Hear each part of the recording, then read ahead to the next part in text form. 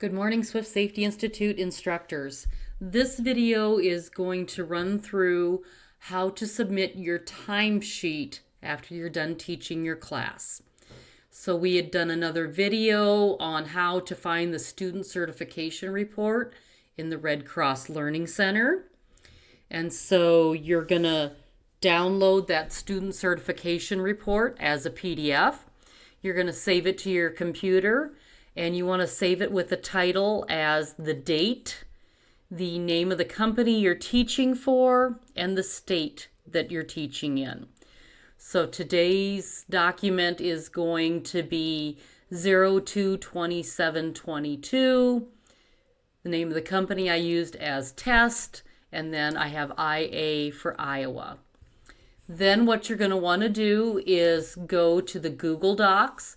This is in your handbook. It's also in the orientation. I highly recommend that you save this as a favorite so that you have it right there on your favorite so you can find it easily. When you go into it, the first thing it's going to ask you for is your email address. So you want to make sure that you put in your email address, and then you're going to click Next. Next, you're going to put in your name. I had some technical difficulties as I started doing this earlier, so some of this is already in here. And then you're going to put in the pay for the class. And if you're teaching at the same location and you've got multiple classes that day, so you're getting paid a flat rate for that entire day, you can just put in the entire flat rate. You do not need to break it down as it was 150 for this class and then I had an extra 50 for the second class, any of those kind of things. You can just put in the total amount if you want to. It makes it easier. Then you're going to put in who the class originator is. Most of these are either going to be a Red Cross full service class, so that is classes that we are doing at the customer's location, or it's a Red Cross community class. We are doing it at a Red Cross chapter office in that city. You may have some of these other choices as we go along, but the most common that you're going to do are the Red Cross full service and the Red Cross community classes. You're going to click Next, and here's where you're going to upload that student certification report. Now, if you click on Add File, here you can either drag the file here or you can select the file from your computer. If I go to my desktop, here is my test class that I did. I double click on it and I want to click Upload.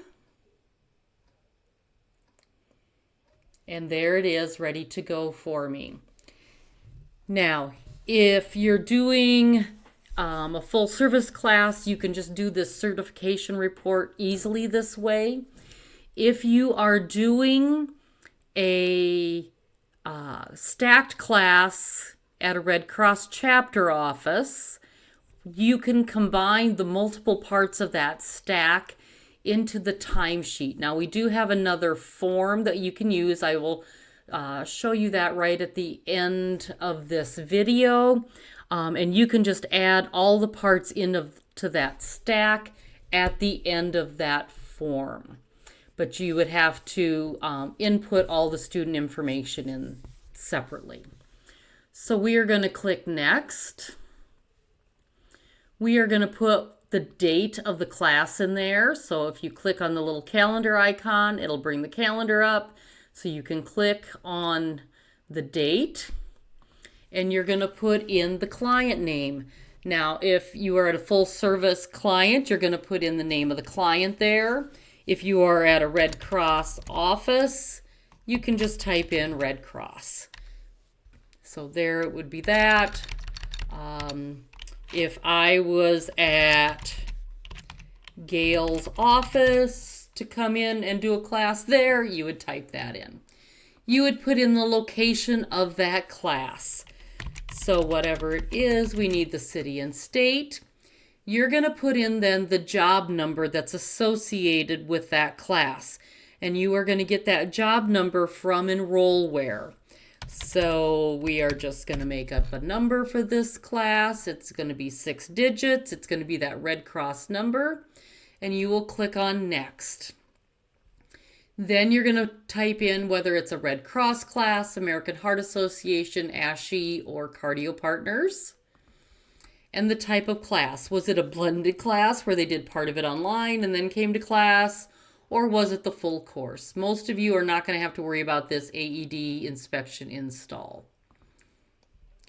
Then you're going to mark how you close the class. You're going to mark whether you close the class in the Red Cross Learning Center. If you were a co-instructor and the other person was going to close it, you're going to click on I co-taught, the lead will close. If it was an instructor class, you could. We used this when our instructor classes were 2-day classes. You really don't need to use this one anymore. If it's an instructor class, we'll mark that we closed the class in the Red Cross Learning site. If for some reason you got to the class and they canceled on site, you walked in and they said, we didn't know anything about the class, or everybody came down with COVID today, you're going to mark class canceled on site. If for some reason you had an issue and you were not able to close that class, you're going to mark not closed in RCLC and then mark other, and you're going to put a note there. These are going to be very rare. I had an instance last month that I had a student on my roster, everything looked perfect. When I went to close the class in RCLC, suddenly his name showed up 2 times. And so I had to not close the class, get a hold of our folks at Swift so they could get a hold of the Red Cross admins so that they could fix that issue. But that is going to be a very rare instance that you will ever not be able to close your class the day of class. So you would mark, I closed the class in the Red Cross Learning Center. You would mark the number of successful students you had. If you had any unsuccessful students, you would mark that, but otherwise you put a 0 in there. And then you're going to click Next. Now here is where you are going to put your initials in. I am not going to do this because I don't want to mess up the system that Swift has. But you would put your initials in here and you would click Submit at that point. I am going to clear this form just so I don't have any issues. What happens when you submit that timesheet then, it is going to automatically send you an email so that you can just double check all of that information. Now, for some reason, if you were having trouble with the student certification report, we do have a fill in the box form that you can use. I had saved it as a Word document so that it would be easier for me, but we also do have it as a PDF document. If you use this document, you're going to put in the date of the course, that Red Cross course number, the type of class. Is it adult first aid CPR, AED? Is it adult and pediatric first aid CPR, AED? I had left Red Cross in here just so that it was ready to go for me. The renewal date, that's normally going to be 2 years from the date of your class, unless it was bloodborne pathogens. Those are only 1 year. You'd mark how many students are complete, how many are incomplete, the company name, the time you started, ended, how many hours was the class, that client information.